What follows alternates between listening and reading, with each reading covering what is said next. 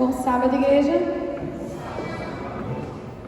É muito bom ter o privilégio de estar aqui novamente com vocês. Nestes últimos sábados, nós temos tido algumas mensagens bem interessantes. Sábado passado foi a Ju que pregou, a esposa do pastor Alexandre. E nós estávamos conversando ontem sobre algumas coisas relacionadas ao culto. E eu fico muito feliz de poder ter a oportunidade de, mais uma vez, trazer aqui algumas coisas que Deus tem me ensinado nos últimos tempos. E eu já quero começar a mensagem de hoje pedindo para vocês abrirem a Bíblia comigo. A gente vai ler um verso que é bem conhecido, que está em Apocalipse 21. Então eu convido todos a abrirem Apocalipse 21. E antes que nós comecemos a leitura, eu quero te convidar a fechar os olhos para que nós possamos orar juntos. Querido Pai que estás nos céus, nós queremos te agradecer por este lindo dia, por este sábado tão gostoso, pela oportunidade de estarmos aqui reunidos na tua casa para aprender um pouquinho mais da tua palavra. Nós mais uma vez te pedimos que, ao abrir, ao ler e ao conhecer um pouquinho daquilo que o Senhor tem revelado para nós, o Senhor nos dê entendimento para podermos entender tudo aquilo que o Senhor quer nos ensinar. É isso que pedimos, por Jesus, amém. Apocalipse 21, dos versos 1 a 5, na minha Bíblia diz assim: Então vi um novo céu e uma nova terra, pois o primeiro céu e a primeira terra já não existiam, e o mar também não existia. E vi a cidade santa, a nova Jerusalém, que descia do céu da parte de Deus, com uma noiva belamente vestida para o seu marido. Ouvi uma forte voz que vinha do trono e dizia: Vejam, o tabernáculo de Deus está no meio de seu povo. Deus habitará com eles, e eles serão o seu povo. O próprio Deus estará com eles. Ele lhes enxugará dos olhos toda lágrima, e não haverá mais morte, nem tristeza, nem choro, nem dor. Todas essas coisas passaram para sempre. E aquele que estava sentado no trono disse: Veja, faço novas todas as coisas. Em seguida disse: Escreva isso, pois o que lhe digo é digno de confiança e verdadeiro. Esse texto, ele tem muitas informações que a maioria de nós usa para falarmos sobre aquilo que a gente espera do que está por vir. O céu, a nova terra, um lugar onde a gente não vai ter mais dor, sofrimento, um lugar onde nós não iremos mais chorar. Só que o início daquilo que a gente vai analisar hoje tem mais a ver com o que está escrito no finalzinho do texto, aonde o anjo fala para João: escreve, porque estas palavras são fiéis e verdadeiras. Que palavras são essas? Aquelas palavras que foram ditas anteriormente ali naquela situação. Só que não são só essas palavras. O poder da palavra, a palavra, a forma como nós dizemos alguma coisa, pode ser tão eficaz a ponto de transmitir grandes verdades, a ponto de convencer alguém ou um grupo de pessoas de alguma coisa, e até mesmo a ponto de propagar uma grande mentira, levando muitos a cometerem grandes loucuras. As melhores e mais conhecidas técnicas de falar em público, de usar a palavra, tiveram origem na Grécia por volta do ano 500 a.C. E o primeiro homem a propor normas de um discurso foi Córax, que morava na cidade de Siracusa. Ele era um sofista, um mestre popular de filosofia, que não tinha muita profundidade e nem muita ética, e que ele ensinava com objetivos financeiros. Ele tinha um discípulo, ele tinha um aluno. Esse aluno, que foi o mais famoso que ele teve, se chamava Tícias, e ele se recusou a pagar as aulas que ele tinha recebido. Por isso que ele se tornou famoso. Sabe por que ele se recusou a pagar? Porque ele alegou que se as aulas de discurso tivessem sido muito bem ministradas, ele deveria ser capaz de convencer o seu mestre a não cobrá-las. E se por um acaso ele não fosse capaz de convencer-o de alcançar esse objetivo que ele tinha, era porque as aulas não tinham sido muito bem aproveitadas ou muito bem ministradas. E esse fato desobrigaria ele de pagar as aulas. Por isso, de qualquer modo, ele não as pagaria. Foi provavelmente por essa razão, que era o receio de que a palavra falada fosse utilizada por gente leviana e mal intencionada, que os grandes filósofos gregos preocupavam-se em que a palavra estivesse sempre a serviço da verdade, aquela verdade que nós lemos em Apocalipse 21. A própria Bíblia, que é a palavra de Deus, nos alerta quanto a isso. E agora eu quero convidar vocês a lerem comigo um outro verso, que está em Mateus. Mateus capítulo 5. Mateus capítulo 5. Quem achou, diga amém. Mateus capítulo 5, versículo 37. Está lá no finalzinho do capítulo. Ali, nós temos um relato, um final praticamente, né? De um relato de um grande discurso de Jesus. Um dos grandes discursos que tem relatados ali no livro de Mateus. Recentemente nós estudamos, né, o livro de Mateus e sabemos ali que existem muitos discursos que Mateus relatou. E ali, nesse trecho, Mateus 5, no versículo 37, nós lemos: quando disserem sim, seja de fato sim. Quando disserem não, seja de fato não. Qualquer coisa além disso vem do maligno. Aqui eu queria abrir um parênteses. Há um tempo atrás eu estava lendo esse capítulo, esse versículo, na verdade, dentro de todo o estudo que nós fizemos sobre o livro de Mateus, e me veio um pensamento à mente sobre esse versículo especificamente, porque nós sabemos que uma das maneiras mais poderosas que Satanás usa para tentar destruir ou para destruir o povo de Deus é distorcendo as coisas que a própria palavra de Deus nos diz. E às vezes essas distorções são em pequenos detalhes, mas às vezes são em grandes verdades. Hoje, tudo é relativo. Já pararam para pensar nisso? Muitas vezes, nós fazemos perguntas simples, como por exemplo: que horas são agora? E filósofos mundo afora poderiam responder: depende, aqui no Brasil ou lá na Austrália? Esse é um exemplo infantil até, mas que retrata exatamente as coisas como estão hoje. Tudo depende. Nós passamos a fazer perguntas ambíguas para podermos ter então respostas ambíguas. E Satanás faz uso disso. Através das nossas perguntas, através das nossas respostas, ele faz com que nós nos distanciemos do assim diz o Senhor. A palavra é muito clara: sim, sim e não, não. Esse deve ser o nosso compromisso. E existe uma história na Bíblia. Quem já me viu falando aqui sabe que eu gosto muito de histórias, e hoje nós teremos algumas delas. Então eu convido vocês a virem comigo até o livro de Êxodo, lá no começo. E nós vamos refletir um pouquinho sobre a história que é contada ali. Sabe por que eu quero falar com vocês sobre essa história hoje?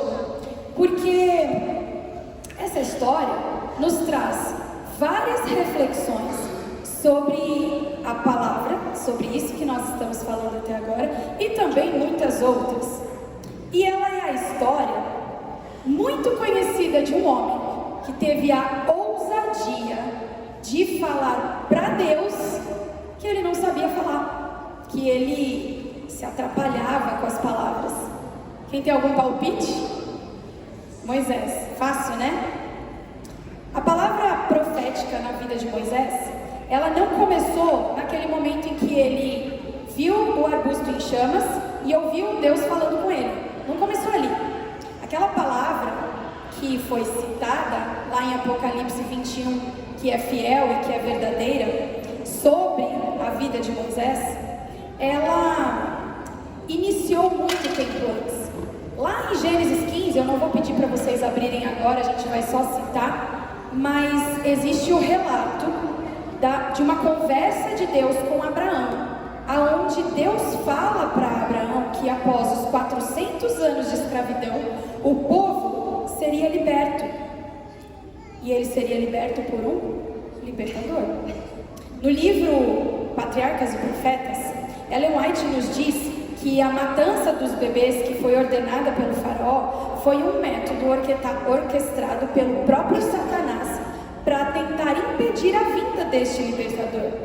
E quando nós olhamos para a vida de Moisés, a trajetória que ele teve durante toda a vida dele, nós somos capazes de entender alguns pontos, vários pontos na verdade, que incluem muitas verdades através de cada um deles. Só que hoje eu não vou falar sobre todos eles. Hoje eu vou falar sobre 4 deles. E antes de nós começarmos a falar sobre esses 4 pontos, eu ainda quero que vocês mantenham em mente aquele finalzinho das palavras do anjo para João, em Apocalipse 21. Escreve, porque essas palavras são fiéis e verdadeiras. Ali no livro de Êxodo, nós temos logo no início do capítulo 1, o relato da família, da mudança da família de José para o Egito. Então foram aquelas 70 pessoas que saíram lá de Canaã na época da fome e foram morar no Egito. Nós conhecemos a história. Então eles se tornaram um grande povo e depois de certo tempo eles foram então escravizados. Na primeira parte da história, ainda neste mesmo capítulo, logo no início, nós temos as 2 primeiras pessoas que foram nomeadas ali na história pós-José, digamos assim, que são Sifrá e Puá. Vocês lembram quem eram elas? Sifrá e Puá. Elas são descritas em hebraico ali com uma palavra que poderia significar as parteiras hebreias ou as parteiras dos hebreus. Gramaticalmente falando, vocês sabem, eu sou professora, então eu gosto muito de alguns detalhes. Quando a gente traduz a parte da gramática, é impossível saber, porque parteiras hebreias seriam parteiras do povo hebreu, que também são hebreias e que fazem os partos. Agora, parteiras dos hebreus apenas poderia significar que elas sequer seriam hebreias. E nós não temos como saber. A Bíblia deixa essa incógnita, ou a tradução da Bíblia para a nossa língua deixa essa incógnita. E essas 2 mulheres, que talvez nem fossem hebreias, elas se arriscaram pelos hebreus. Elas desafiaram as ordens da pessoa mais poderosa que existia então no mundo delas. Quem era? O faraó do Egito. Elas se recusaram a obedecer aquele que se julgava um Deus diante da sociedade que eles viviam. E nós podemos até encarar essa atitude delas como o primeiro caso que nós temos relatado de desobediência civil. E esse é o primeiro ponto da história de Moisés, um ponto onde Moisés nem existia ainda, mas já faz parte da história dele. Porque quando nós entendemos a profundidade das palavras que são usadas para nos relatar essa história, nós podemos concluir que talvez, só talvez, em grande escala, a redenção humana começa quando pessoas se arriscam corajosamente para fazer algo pelo bem dos outros. Redenção humana. Todas as vezes que nós pensamos naquele céu aonde não haverá mais dor, aonde não haverá mais lágrimas, nós começamos a entender essa parte da verdade também. Então eu repito, em grande escala, a redenção humana começa quando pessoas se arriscam corajosamente para fazer algo pelo bem dos outros. Mas a história continua. E a gente vai seguir, eu não vou ler tudo porque é uma história grande. Mas no capítulo 2 a gente tem ali então o início, o comecinho do relato, precisamente da história de Moisés. Nós temos o nascimento de Moisés e nós encontramos logo nesse início mais um vocabulário, ou 2 vocabulários que eu vou citar aqui, que são muito interessantes. E eles são interessantes porque eles trazem pra gente uma conexão com 2 outras histórias bíblicas. E essa conexão tem a ver com a palavra que foi usada no original. Logo ali no início, quando está falando no capítulo 2 sobre o nascimento de Moisés, nós temos uma parte que na minha Bíblia diz assim, no capítulo 2, versículo 2. A mulher engravidou e deu à luz um menino. Viu que ele era um lindo bebê e o escondeu por 3 meses. A palavra que na minha tradução aqui, na minha Bíblia, foi usada ou traduzida como lindo bebê, em algumas versões também pode ter sido traduzida como bom. E sabe por que isso aconteceu? Porque a mesma palavra que foi usada para se referir a Moisés, aqui nesse versículo, foi aquela palavra usada lá no início de Gênesis. E Deus viu que era bom. Essa palavra mostra a relação que existia entre aquilo que Deus criou e aquilo que Deus protegeu através da mãe de Moisés. E ela viu que ele era um lindo bebê, e ela viu que ele era bom, e Deus viu que era bom. A história segue relatando que eles conseguiram escondê-lo por 3 meses. E no final do 3º mês, eles construíram uma pequena o quê? Falei num vocabulário diferente, aí todo mundo fica confuso, né? Eles construíram uma pequena arca. Será? A palavra que foi traduzida aqui como cesto, na maioria das versões, ela também foi usada anteriormente na Bíblia. Ela é a mesma palavra que foi usada para uma outra história muito conhecida. Ali, a palavra em hebraico era tevá, que era a mesma palavra que foi usada para a Arca de Noé. Então aqui nós temos o segundo ponto importante, o segundo ponto a ser analisado na história de Moisés. Nós temos 2 histórias. Uma está no começo de Gênesis e a outra está no começo de Êxodo. E as 2 relatam algo muito importante que vai acontecer, e é graças a uma tevá, a uma arca. É uma tevá que carrega alguém que representará um novo começo. Um novo começo. Não era disso que falava Apocalipse 21? Um novo começo, um novo céu, uma nova terra. Mas a história continua. Vamos lá que a gente ainda tem 2 pontos para analisar dessa história. Ali, todos vocês conhecem a história. Moisés cresce e ele não cresce como um escravo, ele cresce como um príncipe. Ele é um príncipe no Egito. E nós podemos até dizer que por conta de toda essa bagunça, entre aspas, na vida de Moisés, ele cresceu como um híbrido. Ele era um pouco israelita e um pouco egípcio. Ele era um pouquinho hebreu e um pouco egípcio. Ele conhecia a liberdade. Apesar de ser hebreu, apesar de ser israelita, ele conhecia a liberdade, ele conhecia o valor da liberdade. E esse é o terceiro ponto. Saber a importância que a liberdade tinha. O salvador dos israelitas, ele precisava ser alguém que não estivesse no meio do trauma. Sabe por quê? Porque a Bíblia nos usa uma outra palavra, ou uma expressão, acredito eu, porque é relatado como 2 palavras, que a Bíblia traz para mostrar o porquê que o libertador do povo de Israel precisava ser alguém que havia sido livre. A palavra ou a expressão que é usada na Bíblia diz que as pessoas lá têm Kotzer Ruach, que significa falta de visão. Eles não conseguiam imaginar uma vida fora dali. Eles não conseguiam imaginar uma vida diferente daquela que eles levavam ali.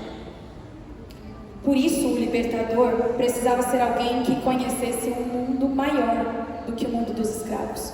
Por isso o libertador precisava ser alguém, talvez, que estivesse ali vivendo na corte do faraó. O libertador dos escravos tinha que ser alguém livre. Mas aqui, a partir então desse ponto na história, nós vemos uma grande virada. Porque Moisés era livre, Moisés era um príncipe. Mas, de repente, ele mata alguém, ele foge e ele vira então um pastor refugiado que trabalha no deserto. Uma vida totalmente diferente daquela que ele levava até então. E num determinado dia da sua vida, agora que já era tão diferente daquela que ele tinha no Egito, ele vê um arbusto em chamas. E esse arbusto não se consome e ele se aproxima.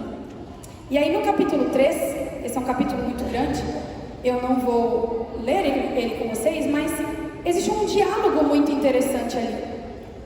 Esse diálogo que é relatado ali é um diálogo entre Deus e Moisés, aonde Deus fala para Moisés qual é a ordem que ele está dando para Moisés, aquilo que ele precisa cumprir, e Moisés tem um argumento atrás do outro de por que ele não deveria fazer aquilo que Deus estava mandando ele fazer. Vamos ser sinceros aqui. Moisés, ele era um homem cheio de falhas, como qualquer outro. Só que ele ainda era um assassino. Ele ainda era alguém que havia fugido. Ainda era alguém que havia, de certa forma, abandonado o seu povo. Mas Deus escolhe a quem chamar. Na verdade, se nós pararmos para analisar as histórias da Bíblia, se nós pararmos para pensar nas pessoas escolhidas da Bíblia, é muito difícil, eu diria que é quase impossível, encontrar alguém, exceto Jesus, que não tenha um claro defeito ou uma clara falha de caráter e que de alguma forma não fizesse a gente pensar: é sério mesmo que Deus vai escolher esse aí? Tem certeza? A gente quase fala para Deus: meu Deus, é isso mesmo? Não tem alguma coisa errada nesse contexto aí? Só que Deus é especialista nisso. O Deus das Escrituras, esse Deus que a gente conhece e que a gente quer apresentar para todo mundo, ele é um Deus especialista em pegar coisas quebradas e não apenas consertá-las, mas dar para elas um propósito ainda melhor. Pensa na sua vida. Não vamos pensar na vida dos outros, vamos pensar na nossa. Pensa na sua vida agora. Quando as pessoas olham para você, você, mais do que ninguém, sabe quais são os defeitos e quais são as falhas de caráter que você tem. E aí você pensa: não, imagina, Deus tem tanta gente melhor para usar. Mas Deus é especialista nisso. Então eu repito, o Deus das Escrituras é um Deus especialista em pegar coisas quebradas e não só consertá-las, mas criar para elas um propósito muito melhor. Diante de Moisés ali, Deus falava para ele qual era o propósito da vida dele. Aquelas ordens que Deus dava para Moisés explicavam de uma maneira incrível qual era o propósito pelo qual ele havia nascido e pelo qual Deus havia protegido ele. Eram palavras fiéis e verdadeiras do próprio Deus dizendo a Moisés qual era o novo propósito da vida dele.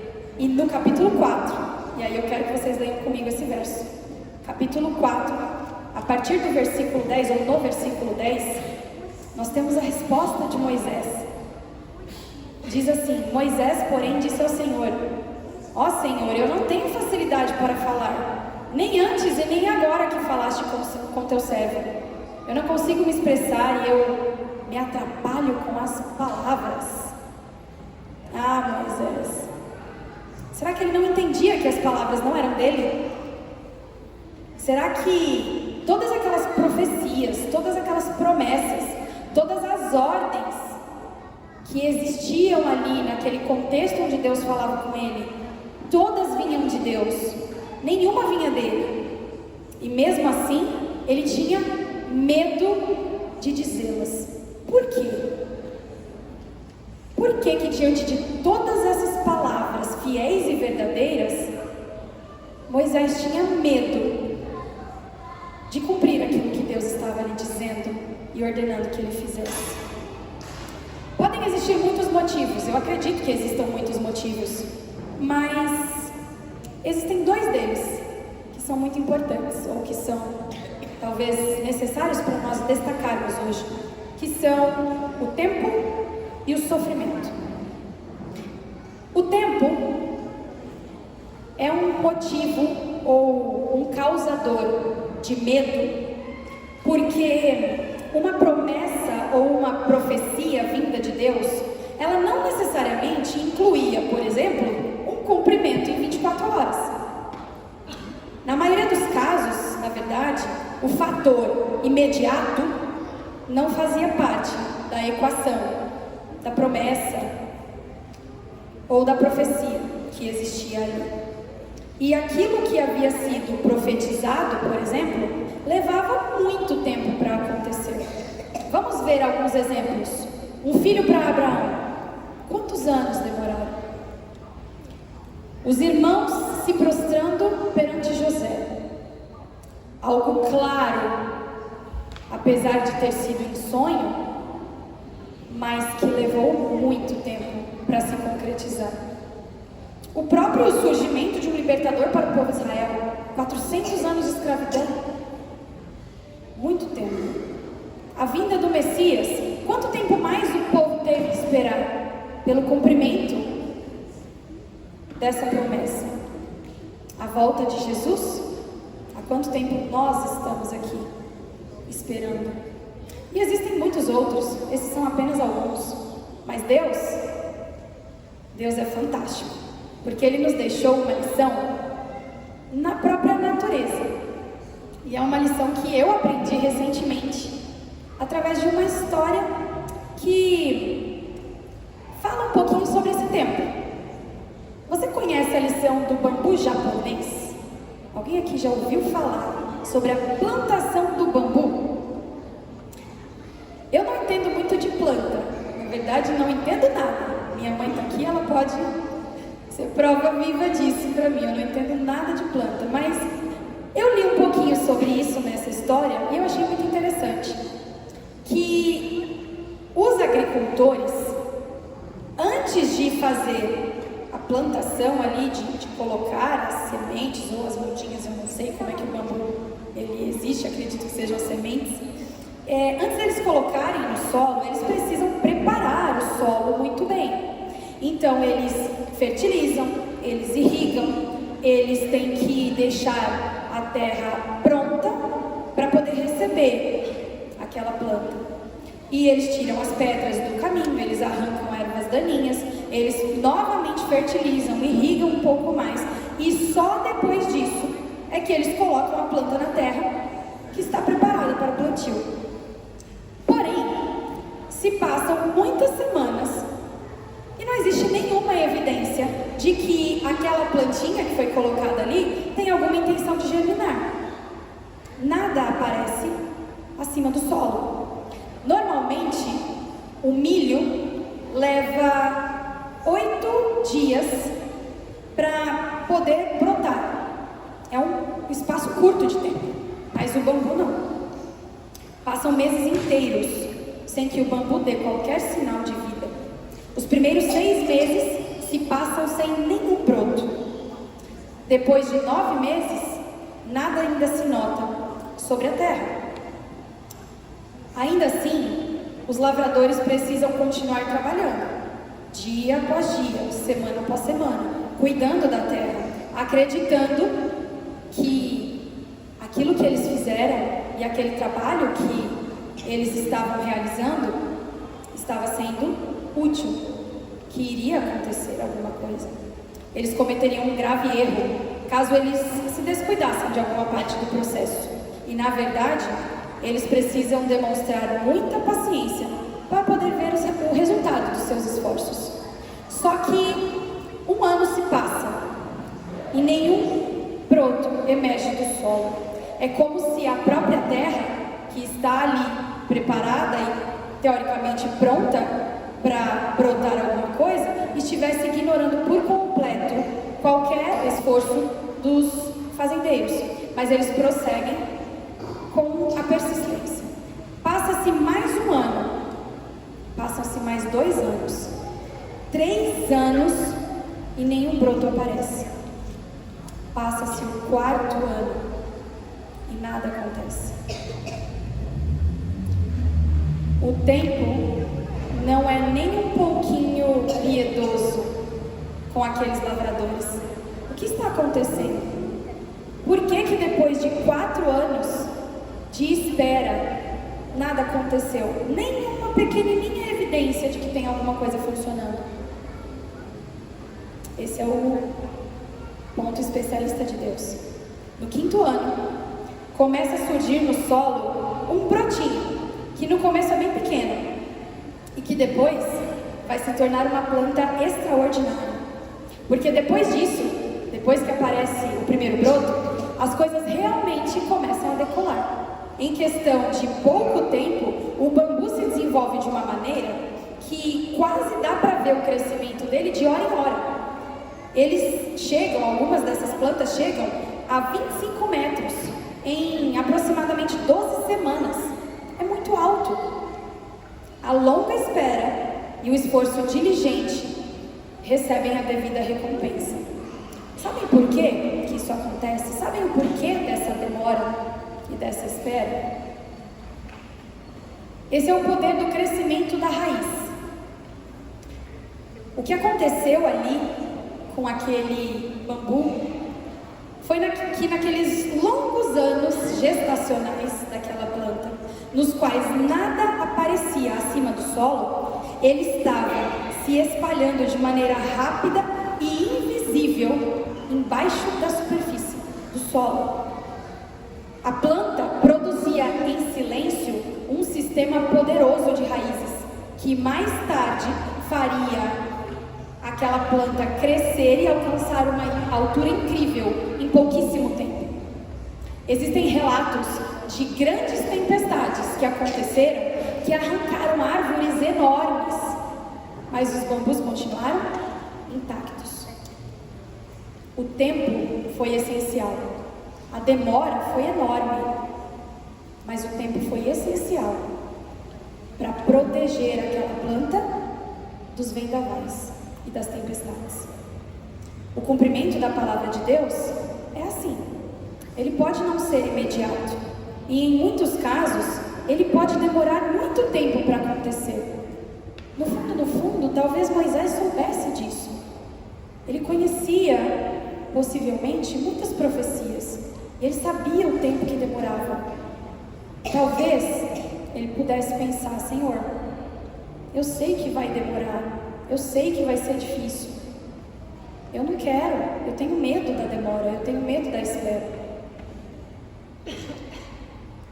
Mas o cumprimento da palavra de Deus, que não é imediato, e em muitos casos pode demorar anos, ainda assim é verdadeiro, porque a palavra é de Deus.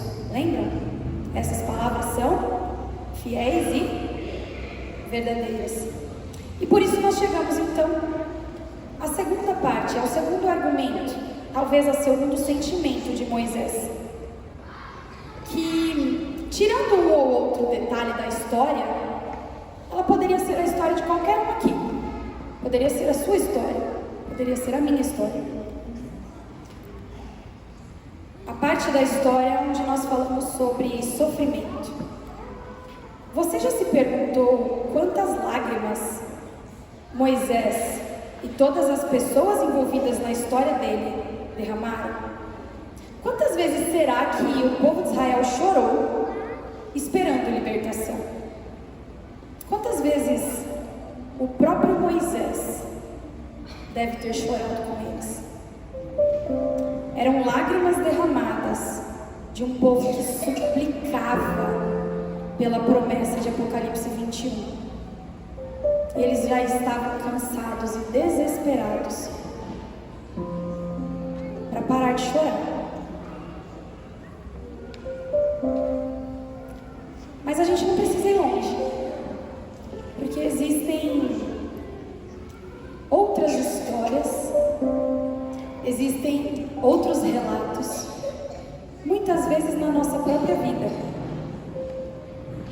onde nós também passamos por situações que nós falamos para Deus: Senhor, por favor, eu não quero mais chorar.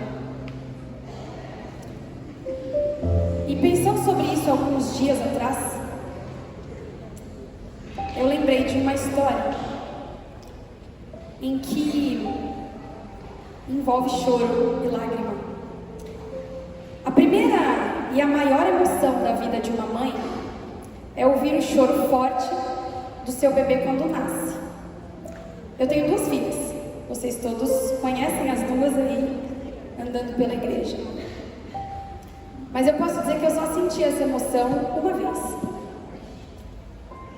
Quando a Tina nasceu, que é a minha filha mais velha, para quem não conhece, ela não chorou. Eu estava ali na maca, anestesiada, meio grogue, e eu me lembro que quando eles tiraram ela da minha barriga, tinha uma enfermeira que estava segurando ela assim, eu não ouvi o choro, e aí ela correu só. A Tina, eu lembro de ter visto talvez um pedacinho da perninha dela, do braço, não sei, e eu só vi a enfermeira colocando a Tina no bercinho, assim, quadradinho de hospital, aspirando ela ali, fazendo alguma coisa, e aí de repente eu ouvi um choro bem fraquinho, assim, sabe aquela coisinha bem fraquinha que o bebê faz? E foi, é claro que foi assim, emocionante, porque era minha primeira filha, mas aquilo não me fez chorar compulsivamente em situações como algumas situações nos causam. Só que quando a Nath nasceu, talvez tenha sido um dos momentos mais incríveis e diferentes que eu já vivi. Porque, de novo, né, quase 2 anos depois, eu estava numa maca de hospital, anestesiada, grogue, e eu me lembro quando tiraram ela da minha barriga e eu ouvi aquele choro, aquele grito na forma de choro. E aí eles logo colocaram ela assim, para que eu a visse. E depois foram limpar ela antes de colocar ela perto de mim. E eu chorei tanto. Eu chorava compulsivamente na hora que eu ouvi o choro da minha bebê. E alguns dias atrás essa história me veio à mente porque nós estávamos em casa assistindo a um vídeo do nascimento da Nath. E aí a Tina me perguntou, falou: mamãe, você estava chorando porque você estava triste? E aí eu dei risada e falei: não, filha, aquelas ali eram lágrimas de alegria. E aí eu pensei, então, me veio à mente uma pergunta: por que nós expressamos as nossas grandes alegrias com lágrimas? Por quê? E Deus me respondeu essa pergunta com uma outra história. Pode colocar a primeira foto, minhas 2 primeiras, pode colocar a primeira e depois coloca a segunda. A história que Deus usou para me responder essa pergunta que me veio à mente foi a história dessa pessoinha que está comigo aqui. Júlia, o nome dela. Eu tenho o privilégio de poder chamá-la de melhor amiga. Nós já somos amigas há muito tempo. E a história dela fez um contraste gigantesco com a minha história. Em 2017, eu estava morando fora do país, a Tina era pequenininha, e quando nós fomos para fora do país, a Julie estava grávida. Minha melhor amiga grávida e eu fora do país. Eu nem poder curtir, sabe, a gestação dela. Mas a gente se falava por ligação de vídeo praticamente todos os dias.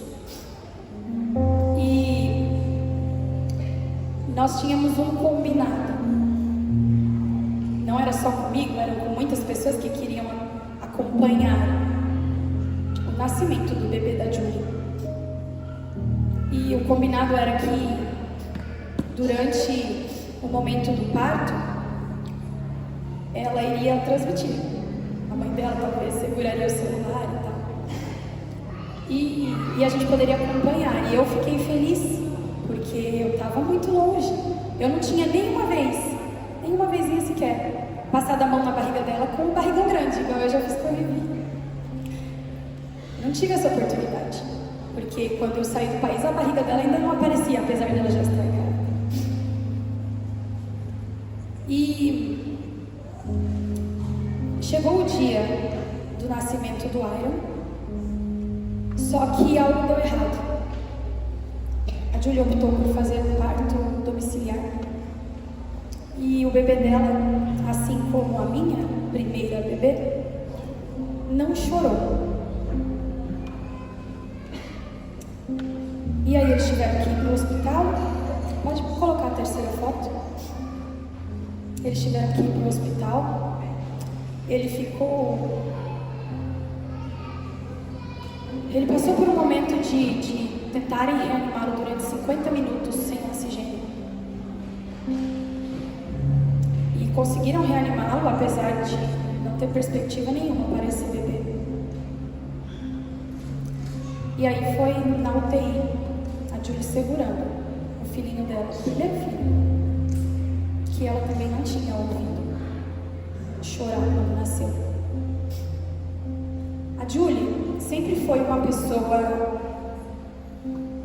Sabe aquele tipo de pessoa que tem resposta para tudo na ponta da língua?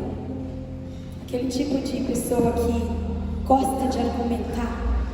E a gente sempre teve altas discussões saudáveis, né? Mas aonde ela sempre mostrou o ímpeto dela. E ela me contou, um tempinho depois dessa foto, que no momento em que ela chegou no hospital, com toda a situação que tinha acontecido,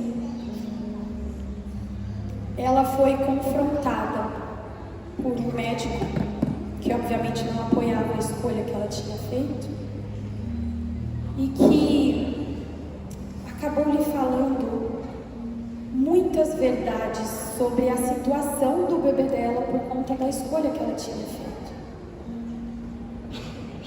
E aquela pessoa que sempre tinha sido tão forte, que sempre tinha debatido tanto, que sempre tinha falado com tanta certeza daquilo que ela acreditava, ela não teve resposta.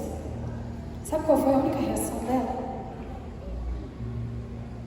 Ela chorou compulsivamente,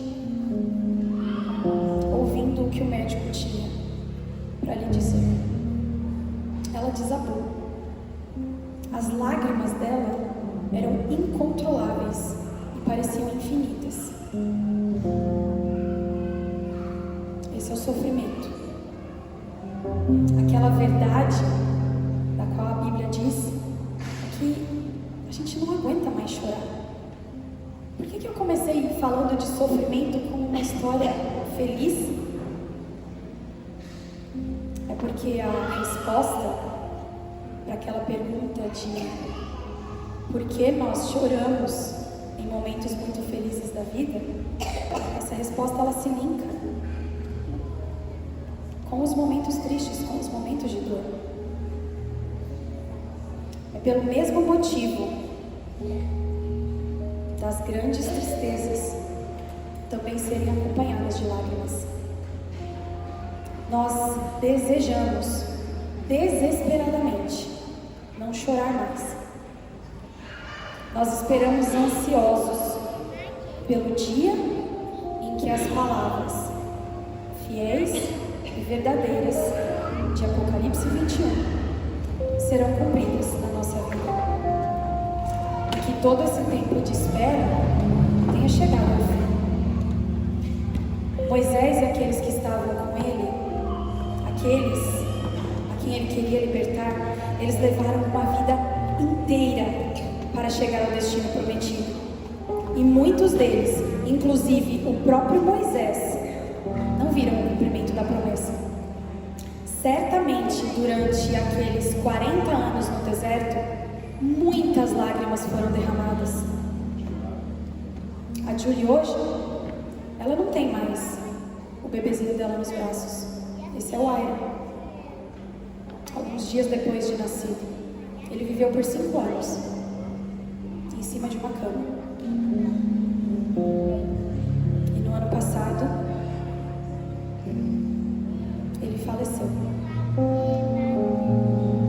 Hoje, meses depois, ela ainda chora por isso. As lágrimas de alegria que nós derramamos, elas são passageiras. Elas existem. Elas são naturais, mas elas são passageiras. E elas também nos fazem ter ainda mais vontade de chegar diante de Jesus, olhar nos olhos dele e lembrar que houve um dia, talvez o dia de hoje, talvez algum tempo atrás, em que tudo isso parecia muito distante, mas que agora, finalmente, nesse momento diante de Jesus, agora é real. E então nós teremos a nossa última lágrima derramada para nunca mais chorar.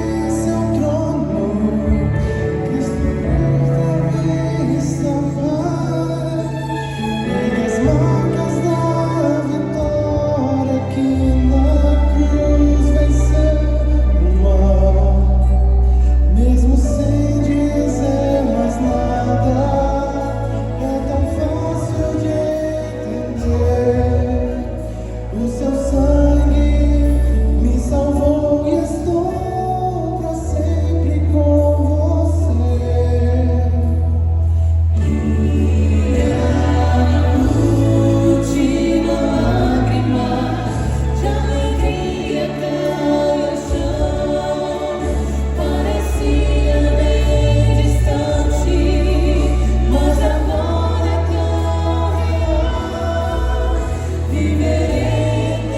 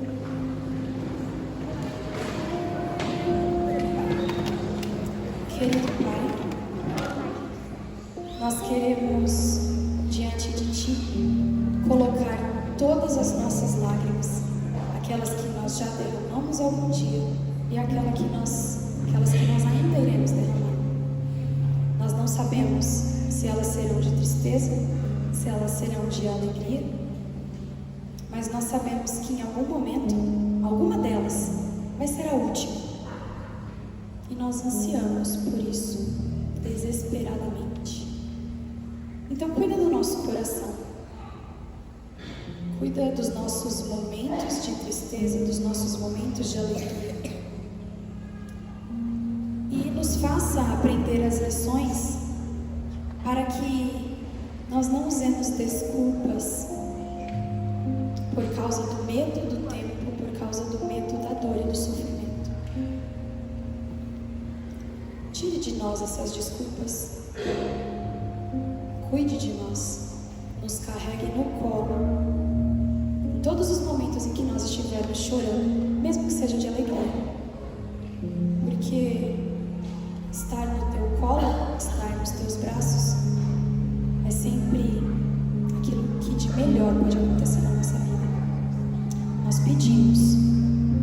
todos aqueles que estão sofrendo, por todos aqueles que estão chorando.